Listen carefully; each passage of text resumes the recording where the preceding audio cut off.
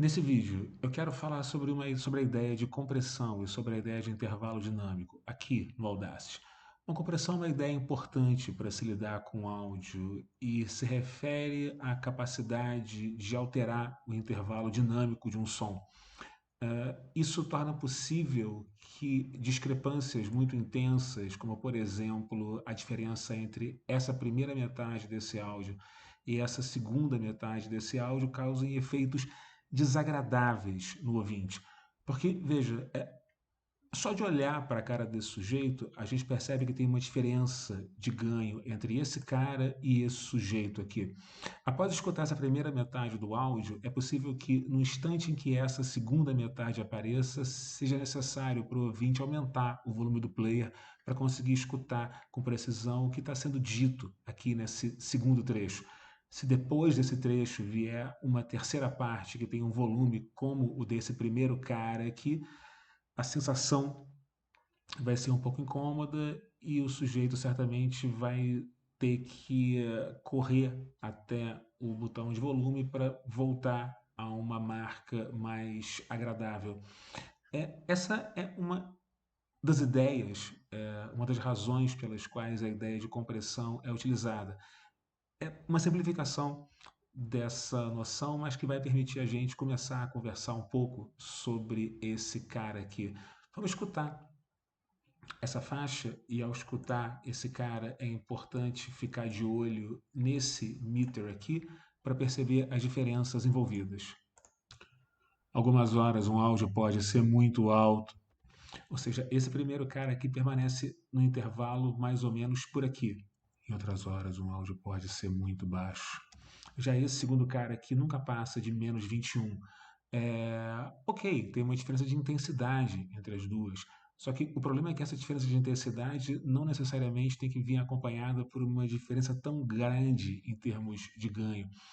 Para equilibrar essas duas faixas aqui, para equilibrar essas duas metades desse áudio, a ideia de compressão pode ser útil em grande medida. Essa é uma das funções que compressão tem, mas essa é uma das ideias que é mais fácil em algumas horas compreender manipulando um áudio do que propriamente explicando os conceitos que estão envolvidos. Eu vou selecionar esse cara aqui, vindo no Control Track, encontrando e clicando em Select, e vou duplicar esse sujeito vindo em Edit e Duplicate, ou então usando o shortcut Ctrl D, e vou fazer isso mais uma vez, selecionando esse cara aqui e duplicando mais uma vez, para que eu possa ter três faixas distintas e que eu possa comparar o resultado entre elas. Ok?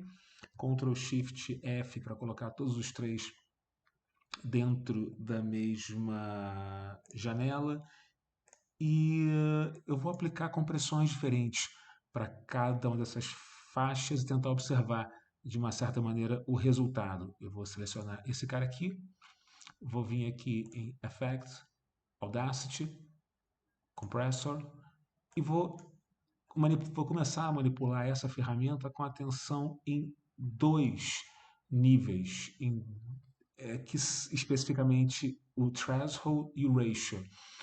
Eu vou falar posteriormente sobre esses outros caras aqui, o que eles significam, mas para começo de conversa, essas duas são as duas marcas mais importantes para se começar a conversar sobre isso. Eu vou aplicar um threshold um pouco menos severo, enfim, em torno de menos 18, e eu vou explicar em breve o que isso significa, e vou aplicar um ratio de 8:1. O resultado, quando eu clicar OK, vai ser isso aqui. O som sofre de uma certa maneira uma transformação no seu intervalo dinâmico, ou seja, na diferença que existe entre os sons menos intensos e os sons mais intensos, entre os sons menos barulhentos e os mais barulhentos, entre os menos ruidosos e os mais ruidosos. É como se eu tivesse, em linhas gerais, empurrado esse áudio tanto na parte de cima quanto na parte de baixo. E isso transforma, de uma certa maneira, esse sujeito aqui. Talvez não dê para ver o que aconteceu, porque essa redução do intervalo dinâmico também implicou numa redução de ganho. Mas se eu amplificar esse cara, eu venho aqui em Effect, Audacity, Amplify, Se eu amplificar esse cara por exemplo, 5 decibéis e clicar OK, eu vou ter um retorno mais ou menos semelhante ao ponto que eu estava antes, mas percebam que, embora esse cara aqui tenha sofrido algumas mudanças, esse sujeito aqui passou por transformações mais intensas. Eu posso fazer com que essas transformações dinâmicas sejam ainda mais severas. Eu vou vir aqui nesse terceiro sujeito, clicar em Select, voltar mais uma vez em Effect, Audacity, Compressor, e nesse caso eu vou aplicar uma compressão bastante mais severa. Enfim, eu vou reduzir o threshold de menos 18 decibéis para menos 42 decibéis. E o que vai acontecer é bastante mais significativo. Vou clicar em OK. Esse cara praticamente desaparece, porque a maneira pela qual esses intervalos foram comprimidos é muito mais intensa do que nesse primeiro caso aqui. Eu vou vir aqui mais uma vez em Effect, Audacity, Amplify, e vou aplicar uma amplificação também mais severa, enfim, mais ou menos em torno de 27 decibéis. Ok, aconteceu alguma coisa com esses três caras, enfim, eles estão rigorosamente diferentes. Vamos comparar esses três sujeitos e para poder fazer uma comparação mais precisa, eu vou selecionar tudo, clicando aqui em Select All, ou então usando o shortcut Ctrl A. Vou colocar esse cara aqui em solo e vou apontar esse cara aqui para o começo e vou Shift clicar no Play para tocar esses três caras em loop. Esse é o original, que nós já escutamos. Algumas horas um áudio pode ser muito alto, em outras horas um áudio pode ser muito baixo. Ok, percebam aquilo que eu já havia indicado anteriormente. Agora, vejam como acontece algo diferente quando eu toco esse segundo áudio. Eu pausei com P, eu vou liberar com P e depois clicar no Track Control no solo da segunda faixa para, ao invés de escutar a primeira, escutar a segunda. Algumas horas um áudio pode ser muito alto, em outras horas um áudio pode ser muito baixo. Algumas horas um áudio pode ser muito alto, em outras horas um áudio pode ser muito baixo.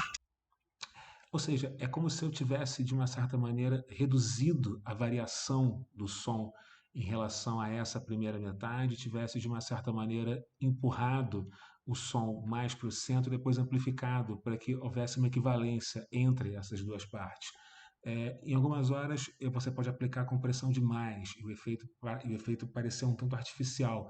Em algumas horas a compressão de menos e não se alcançar o resultado esperado.